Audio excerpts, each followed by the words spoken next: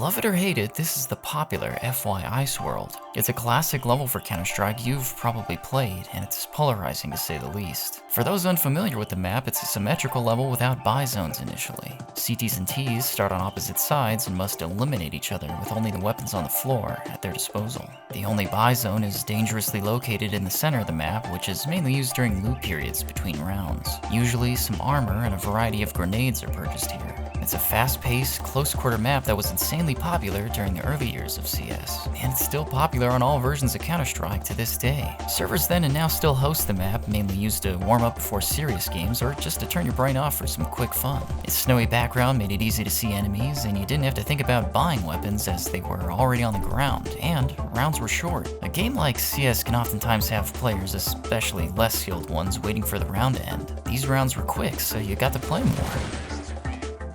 This also meant that it was antagonistic to what Counter-Strike wanted to be, a round-based tactical shooter boiled down to nothing more than a snowy slaughterhouse. It really wasn't Counter-Strike at all, and the map was controversial because of this. Strategy-wise, it can be quite hectic. The gameplay is like snapshot segments of what actual Counter-Strike gameplay is like. And for this, many players had a distaste for the level. It's arguably too fast-paced, and some would say the gameplay is just thoughtless anarchy. However, other users would find this to be one of the most compelling reasons to play the map. It takes the juiciest moments of CS and blows them up in your face within seconds. To play FY Iceworld confidently, you had to hone into your awareness and positioning. It was like playing checkers, whereas the normal Counter-Strike was like playing chess. Coupled with that, some users loathe the map because of its low fidelity. It's a map that looks like minimal effort went into crafting it. It's just 4 low poly snow squares and a few barricades for cover, which makes it look copied and pasted as the map is mirrored. I decided to speedrun making FY Iceworld, and it took me about 7 minutes to do so, which calls into question how can such a simple design be so popular? If you were a level designer in the early 2000s and worked really hard on a complex map and Iceworld came out in blazing popularity, it would have taken the wind out of your sails. Was this lazy level design or the pinnacle of map creation? Regardless, the map was wildly successful, memorable, iconic, and simple. Just goes to show you that custom map creation for Counter-Strike leaves a lot of room for ideas. You never quite knew what would soar in popularity. The map truly personifies beauty in the eye of the beholder. Who made the map? For the longest time, no one knew who made Iceworld. During the early days, this question wasn't really a concern for the community. It's as if Iceworld always existed, just as the vast cosmos has. Some thought it was Valve's creation, but this wasn't Valve, so random players would try to claim authorship to it over the years. And of course people would do this because FY Iceworld isn't the first version of this map. The map was originally called CS Iceworld. It's a much darker level with less weapons and level geometry. It also didn't have an author's name anywhere in its design, which is where our story leads next. Here enters our author, RD, or Real Despair. That's theorized as a lie.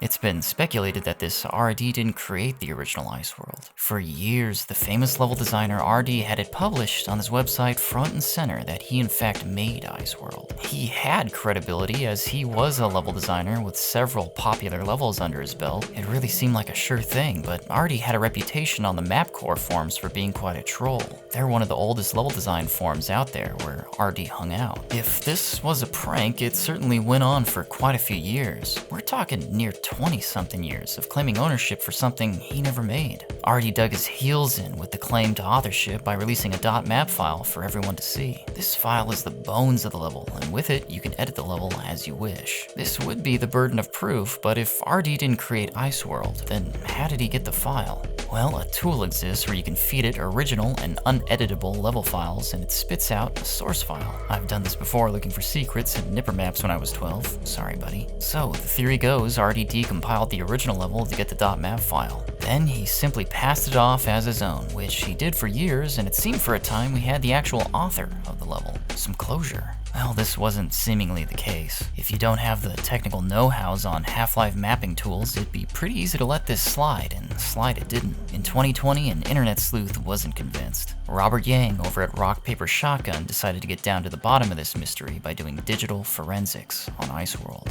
His investigation led him to believe that RD had in fact edited the source file of Iceworld. Yang took a peek at the .map file and noticed that the entirety of the level was displaced ever so slightly. The source file was too clean looking.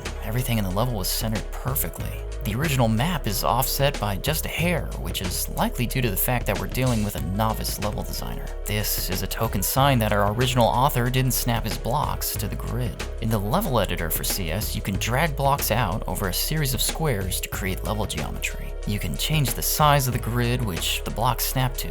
If this was done by a novice, then it's likely they weren't very careful about staying aligned with the grid. Which begs the question, why would RD's.map have the entirety of the level aligned with the grid, when the original .bsp map was clearly never aligned? It made no sense to Yang, and in good time it was theorized that RD wasn't the original author because of this. This story didn't break news outlets by any measure, as it's a mystery from the early 2000s, but it was quite a shock for everyone who believed in RD. This wasn't even the smoking gun either. When viewing the raw.bsp map file, there's an entity in the map called world spawn. In here is a message from the original author. It reads, CS Iceworld by Fantasy for Counter-Strike. If you've ever wondered about what the FY prefix stood for, there's no mystery now. It's the abbreviated name of a 15-year-old Taiwanese boy's username, Fantasy FY. Once Robert Yang's article was published, it highlighted the original author and gave us their backstory. Fantasy didn't know English too well, but his favorite English word was fantasy, so he adopted it as his username and began making levels with his abbreviated username as the prefix. When CS Iceworld came out, Fantasy realized he didn't know how to create custom textures to accredit himself in the map. So, to correct this, a re-release of the level branded with the FY prefix was a way of writing his signature on the level. This was the one thing that always loomed over RD's claim to Iceworld, and while users argued over the original meaning of the FY acronym, Fight Yard or Frag Yard, the answer was now here in plain sight. Fantasy FY Iceworld. These unconventional naming prefixes for maps were actually quite common back then. Team 828 put their team name as a prefix on their maps, as did the legendary Squall, the creator of DE Walmart, and FY Pool Day with SQ maps.